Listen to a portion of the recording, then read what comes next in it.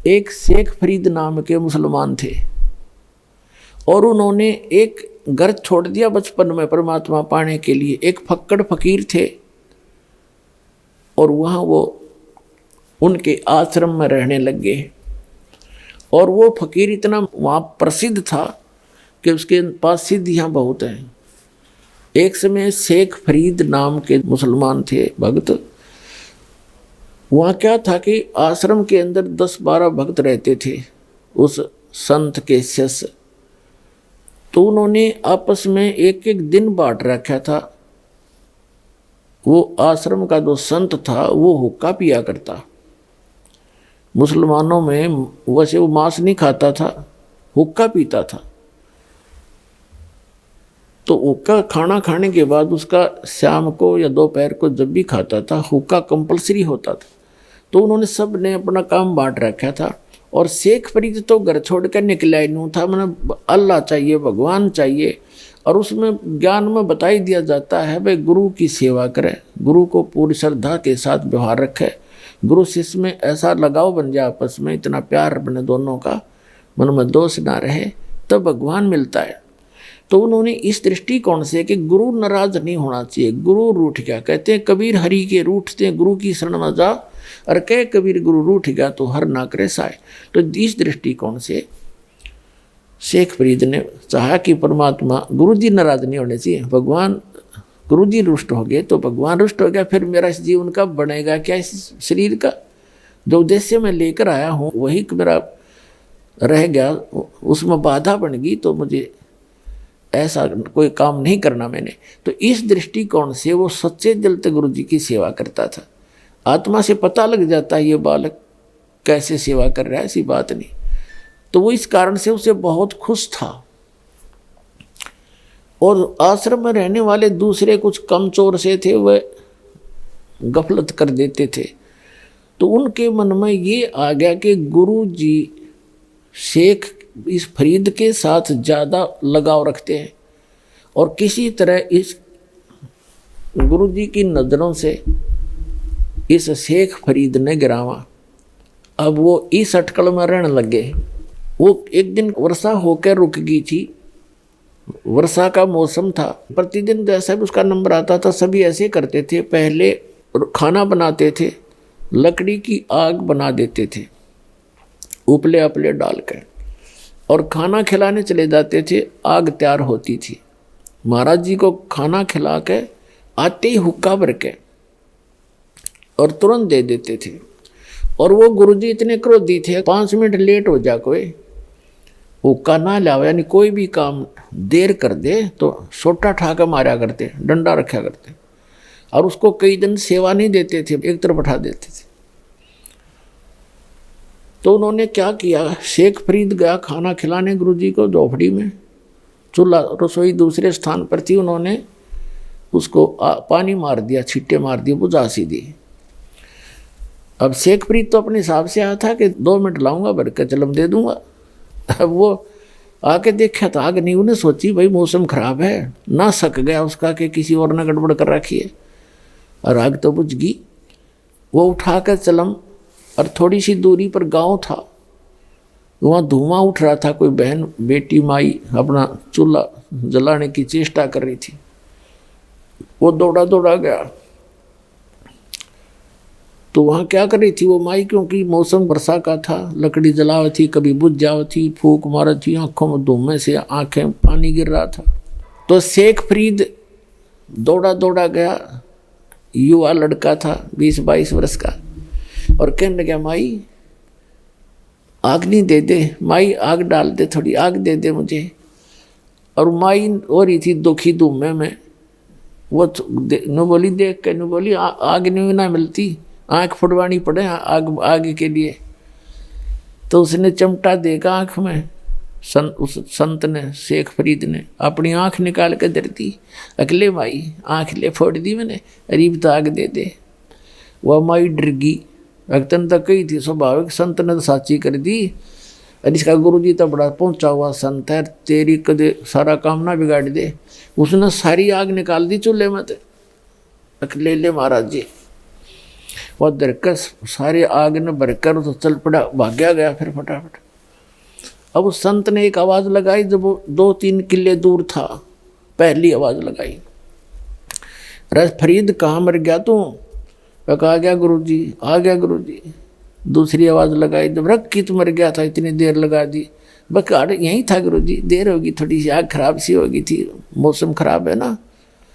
और उसका आँख पर कपड़ा बांध लिया उसने एक आँख के ऊपर के, जो आँख फोड़ निकाल दी थी।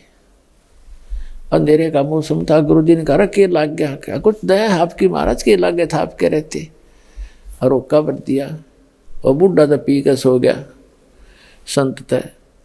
अब वो सारी रात बेचैनी में रहा बेचारा, आँख फूट रही उसकी, कोई बात नहीं, जैसे तैसे। उसका उद्देश्य ये था कि गुरुजी नाराज ना होना चाहिए, आँख ने के गाड़ दूंगा। जब मालिक रूस गया था। अब कहते हैं देखो कितना सेक्रीफाइस भी कर रहा था और कित कर रहा था वो महापुरुष, किसके सामने, वहाँ कुछ था ही नहीं। अब उस माई ने नींद आई नहीं सारी रात, क्योंकि रात होगी मैं जाऊँगी तो महात्मा धमका देगा, तो रात ना आई कैसे यहाँ पर, और शराब दे देगा। तो सुबह वक़्त से उठ दिन निकलते ही पहुँच गई और कहे महाराज जी मेरे से गलती होगी, माफ़ कर दो। महाराज जी उठा, कहने लगा क्या बात है माई, क्या बात है? क्या आपके चिल्ला गया था और मैं धूम में दुखी हो रही थी, वर्षा का मौसम था, लकड़ी गिल्ली थी, मैंने खूब कोशिश कर रखी थी आग बनाने की, आपका चिल्ला गया। मैंने तो मजाक कर रहा था महाराज जी। उसने आँखें काट के धर दी, वो बर्तन के कापड़ पर धर के लेगी उसने, ढक्कन पे, मटके के ढक्कन है ना, कापड़ बोले उसने, ये आँख काट के धर दिया। आपके बच्चे ने मेरी गलती कती नहीं। उसने सोची ये कदे शराब ना दे दे। तब उसने बुला कर शेख इधर आ भाई फरीद। कहाँ जी, क्या हो गया, क्या बात होगी? कुछ न मालिक, जो शरीर आपका आँख की क्या बात थी दाता, आप नाराज नहीं होने चाहिए, इस माटी का बनेगा क्या? तब ने बोला बेटा यू खोल रुमाल। उन्होंने रुमाल खोला, आँख पूरी होगी शेख फरीद की, उनके गुरु जी की सिद्धित है। अब पुण्यात्माओं इतनी सिद्धि युक्त प्राणी संत, आसपास उसका खूब बोलबाला हो गया इस बात से। माई ने जब आँखें देखी, सारी कहानी बताई, सारे गांव में चर्चा होगी, और तरह बे ऐसा महापुरुष नहीं देखा। अपने चेले की आँख भी ठीक कर दी, स्वस्थ हो गया। लेकिन वो आँख थोड़ी छोटी बन गई, ये प्रमाण देने के लिए कोई संत ने इसको ठीक कर दिया। अपनात्मा इसका रिजल्ट देखना क्या है। इस कथा जो दास सुनाने जा रहे हैं आपको, सारे भ्रम मिट जाएंगे आपके। अब कुछ दिनों के बाद क्या होता है, संत जी की मृत्यु होगी उस फकीर की, आश्रम वाले की। और वो चेले इस सब अच्छे चिंतित थे। एक शेख फरीद से महात्मा ज़्यादा प्यार करते हैं, कहीं इसको प्रधान ना बना जाए आश्रम का। लेकिन साधु संत भक्ति के लिए निकलते हैं, इन आश्रमों के लिए नहीं। कुछ दिनों के बाद उसने उस आश्रम को त्याग दिया कि पर उनके गुरुजी ने क्या बता रखा था कि बेटा ज़्यादा से ज़्यादा तप करो, और तपस्या ज़्यादा करने से जितना शरीर को कष्ट दोगे उतना भगवान आपको मिलेगा और दर्शन देगा। अब देखो कमाल की बात है, सबके साथ ऐसे कर रखा काल ने। आप किसी हिंदू यानी सनातन धर्म के व्यक्ति ने पूछ कर देख लो भगवान कैसा है, कहते निराकार है। और किसी ईसाई को पूछ कर देख लो कैसा है गॉड, गॉड इज फॉर्मलेस, भगवान निराकार है। किसी मुसलमान भक्त ने पूछ लो, वो कहेगा भगवान बेचून है, निराकार है। और तो क्या हुआ, शेख फरीद ने सोचा गुरु जी का आदेश है, वे जितना घना तप करेंगे भगवान मिलेगा। तो उन्होंने कहते हैं 12 वर्ष में 1.25 मन यानी 50 किलो अन्न खाया। 12 वर्ष, एक वर्ष में 365 दिन, और 12 वर्ष 12 से गुणा कर लो, और एक दिन की एवरेज निकाल के देख लो 50 किलो कितने दानों का आटा इससे आता है। 10 ग्राम नहीं आओ एक दिन में। इतना आहार कर किया उसने कुल 12 वर्ष में, और तपस्या करी। शरीर कति सूख का कांटा हो गया, अस्थि पिंजर शेष रह गया। और कुएं में लटका करते थे, और कष्ट देने के लिए ऊपर पैर बांध लेते थे वृक्ष के टहनी कर, नीचे कुआं था उस वृक्ष के, रस्सा बांध कर नीचे चले जाते थे, क्योंकि बाहर कौवे आँख निकाल लेते हैं और बाहर आते थे, थोड़ा बहुत आहार करते थे, फिर लटक जाते थे। एक दिन कौवे वो आकर लेट गया, ज़्यादा थके हुए थे ऐसे, और कौवे ने सोचा आदमी मर गया, आकर बैठ गया, उसके सारे शरीर पर घूमे फिरे, उसमें कितना मांस दिखा नहीं, अस्थि पिंजर कति शेष खाल में लिपटा हुआ। माथे भागा बैठ गए कि आँख खाएंगे ये, इनमें कुछ है मांस थोड़ा सा। तब शेख फरीद ने कहा कि भाई कौव्यो, मेरी आँख ना खाइयो, मेरे शरीर पर कहीं मांस हो तुम वैसे खा लो, मेरी आँख छोड़ दो, मुझे परमात्मा के दर्शन करने हैं। आँख खराब कर दोगे तो मैं भगवान के दर्शन नहीं कर पाऊंगा। तो वो जब बोला तो कौवे उठ गए कि तो जीव है, जीवित है व्यक्ति। अब उसने ये सोचा कि भी अगर बाहर रहूंगा तो कौवे खत्म करेंगे मेरे को, आंखें भी खत्म कर देंगे, फिर मैं कति कंडम हो जाऊंगा, भगवान मिले नहीं और शरीर अंत होने को हो गया। वो इस दृष्टिकोण से फिर दोबारा धीरे धीरे पैर बांधे रखे थे, सहज लटक गया कि अब तो मर के निकलूंगा इसके अंदर से, या तो भगवान मिल जाएगा ना खत्म। अब वो परमात्मा आके खड़े हो गए उस कुएं के ऊपर और रस्सा पकड़ के उसको बाहर निकालने लगे। कबीर परमेश्वर अल्लाहू अकबर। तो शेख फरीद ने कहा कि भाई कौन है, मेरे साथ शरारत मत करे, क्योंकि पहले वो ऐसे कुएं में लटक रहे होते थे तो बच्चे आते थे उसके रस्से न डंडी तो घुमा देते थे। शेख फरीद कभी इधर लगता था कुएं में, कभी इधर लगता था, और वो ऐसे कर लेता था। अब बच्चे हैं, छेड़छाड़ कर चले जाएंगे थोड़ी देर में, वो एक बार धक्का के भाग जाते थे। उसने देखा कि इसने तो मैं बाहर ही निकाल लिया, उन्होंने सोचे अच्छा नालायक आदमी आया, तो उसने कहा भाई मुझे छेड़े मत। शेख फरीद कहता है भगवान से कि मुझे ना छेड़ और तू अपना काम कर, मैं अपना काम कर रहा हूँ। तो परमात्मा ने पूछा आप क्या कर रहे हो महात्मा जी? कि मैं परमात्मा के दर्शनार्थ, परमात्मा के पाने के लिए, भगवान को देखने के लिए, परमात्मा का दीदार करने के लिए और साधना कर रहा हूँ। तो परमात्मा ने कहा कि जिस भगवान की तू साधना कर रहा है, पहले तो यह साधना ठीक नहीं तेरी। परमात्मा ने कहा कि मैं हूँ वो अल्लाहू अकबर। शेख फरीद ने सोचा है तो कति पहाड़ी टकराएगा इससे, तो निरा निकम्मा आदमी है, अपने आप को भगवान कहता है, फिर भी साधु अपने भाव से बोला करते हैं।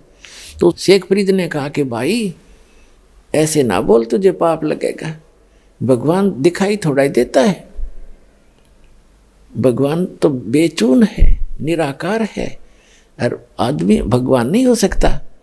तो परमात्मा ने कहा कि भले आदमी, तुम्हारी थ्योरी क्या और प्रैक्टिकल क्या कर रहे हो तुम? एक तरफ ते कह रहे हो कि भगवान बेचून है, निराकार है, दिखाई नहीं दे, और ऊपर से नहीं होगा उसके दर्शनार्थ में प्रयत्न कर रहा हूं। खाक देखेगा जब निराकार है तो क्या देखेगा, कुंडले डोरा है। तो शेख फरीद ने सोचा भाई आदमी तो काटेगा ही, तो बात तक कही सही इसने, पर मन में जो हमारा धारणा काफ़ी समय से बैठी हुई होती है उसके आधार से सोचा कि भगवान तो खरी नहीं होगा, लेकिन बाखबर पूरा है तो आदमी ठीक लग गया, या बस एक के सेकंड में समझा दी। क्या करें, गामकार ज्ञान का तो चमका ऐसा लग गया करे। एक का चोट से धारी आदि मिलन दाचा, उसकी एकदम बुद्धि घूम गई। अगर सचमुच एक तरफ तो हम मेरा बेचून बताऊं और फिर उसके दीदार के लिए प्रयत्न कर रहा, दर्शनार्थ, भगवान ने देखूंगा, भगवान पाऊंगा, निराकार का पाओगा क्यों? तो फिर तो उसने उसके यह बात समझ में आ गई। नो के नो पैर पकड़ दिए, लटके लटके ने बोला महाराज मैंने रास्ता बता दे, मैं तो परमात्मा के लिए अगर छोड़ के आया था, आज तक मैंने तो शरीर का विनाश कर लिया पर मालिक आसपास नहीं मिले। तब उसने बताया परमात्मा ने कि भाई इस तरह तो लाख वर्ष कर ले तो भी तरह भगवान निकट नहीं आ सकता। वह विधि मैं बताऊंगा, मेरे पास है बच्चा, साधना करनी पड़ेगी, जब वहाँ जा सक, जब उसकी प्राप्ति होगी। तब उसने धीरे धीरे कहने लगे थोड़ा बहुत आहार भी करना चाहिए, इस शरीर के साथ इसी दुश्मनी मत करो, बड़ी मुश्किल से मिलता है यो। इसमें कहते प्रथम अंदल संयम राखा, योग युक्त सब सतगुरु बाखा है। गीता अध्याय नंबर 6 के श्लोक नंबर 16 में कहा कि अर्जुन ये योग ना तो ज़्यादा खाने वाले का, ना बिल्कुल ना खाने वाले का, ना ज़्यादा सोने वाले का ना कति घना जागने वाले का कभी सफल नहीं हो सकता। प्रथम अंदर संयम राखे, योग युक्त सब सतगुरु बाखे, यानी पहले खाने पीने पर संयम करे। इतना भी नहीं खाओ दड़ी पक्का खा लो फिर अंगड़ाई टूटे, जा भक्ति कैसे करेगा। और बिल्कुल भी ना खाओ फिर भक्ति बने को ना पेट इकट्ठा हो जाए। अंदर संयम रखे, सीमित खावे, जिससे भक्ति भी बने और आलस भी ना छावे। तो शेख फरीद का फिर मोक्ष हुआ जब कबीर परमात्मा उसको मिल गए। देखो पुणात्माओं, दर्शन करना भगवान का कोई और बात है। परमात्मा के लोक में स्थायी स्थान पाने से हमें मोक्ष होगा, तब हमारा छुटकारा होगा, उसकी विधि है। जैसे भगवान शिव के साथ पार्वती माता उनकी पत्नी सदा साथ रहा करती, रोज दर्शन कराया करती, और उसका मोक्ष ना, उसको मंत्र मिला। अमरनाथ जो बना हुआ स्थान, वहाँ पार्वती जी को मंत्र दिया गया था। ये जो पहला आपको 5 नाम दिए जाते हैं, ये 5 नाम का दिया था। उस मंत्र से उसकी इतना मोक्ष हो गया जितना उस मंत्र से होना था। इतना अमरत्व प्राप्त हो गया उसको सच्चे दिल से भक्ति, सच्ची साधना करने से। लेकिन शिव जी के दर्शन से मोक्ष नहीं हुआ उसका। तो पुण्यात्माओं, परमात्मा 120 वर्ष वो अल्लाहु अकबर, वो पूर्ण परमात्मा परम अक्षर ब्रह्म 120 वर्ष काशी में रहे। कितने लोगों ने दर्शन किए? 64 लाख तो शेष हो गए थे उनके उस समय, और सब ने दर्शन किए, कोई पार ना हुआ, क्योंकि उन्होंने उनके द्वारा बताई गई साधना पर विश्वास नहीं किया, वह साधना पूरी ना की और उनको एज ए गॉड ट्रीट नहीं किया। तो परमात्मा के लोक में जाने के लिए हमारी मर्यादाएं हैं, कुछ मंत्र हैं। उन मंत्रों की शक्ति से इस शरीर के अंदर जो हमारे सूक्ष्म शरीर है बॉडी के अंदर, इस स्थूल शरीर से प्रयत्न करके साधना करके हम उसको चार्ज करना हमने। और इस शरीर को छोड़ देंगे तो ऊपर का यहाँ का इस काल का दिया से प्राप्त मटेरियल है, इसको तो ये इतना समान इसको छोड़ दे, इसके अंदर जो शरीर है वो हमारा इतना चार्ज हो जाएगा और फिर वो इससे निकलते ही और फुल स्पीड तो ऊपर जाएगा तिरकुटी पर। इन सब के अकाउंट क्लियर मिलेंगे आपको, क्योंकि ये जो शरीर है सूक्ष्म शरीर फिर इतना लंबा हो जाएगा इससे निकलते ही भक्ति युक्त प्राणी का। जैसे आप कभी सूर्य की तरफ पीठ करके सुबह सुबह 10-11 बजे से पहले सूर्य की तरफ पीठ करके और अपनी छाया पर ध्यान रखना, अपनी छाया की छाती पर काफ़ी देर 1 मिनट एकटक देखते रहना और फिर सामने देखना। आपको ज़मीन से लेकर आसमान को छूता हुआ आपका सिर, नीचे पैर, इतना लंबा शरीर दिखाई देगा। तो ये शरीर इतना लंबा हो जाता है, फिर ये आत्मा यहाँ से स्टार्ट करती है मूल कमल से, इसमें से सूक्ष्म शरीर से, इसमें से निकल कर फिर त्रिकुटी में जाती है। त्रिकुटी ये वहाँ पहुँच जाता है, त्रिकुटी उस त्रिकुटी के पास ही। तो वहाँ यहाँ सारा क्लियर अकाउंट करके वहाँ पहुँच करके फिर आगे सब मंत्रों की जो भक्ति है वो स्थान स्थान पर इनको डिपॉजिट कराते चले जाएंगे, हमारा अकाउंट क्लियर होता चला जाएगा, तब हम सतलोक जा पाएंगे। तो इस प्रकार मोक्ष होगा।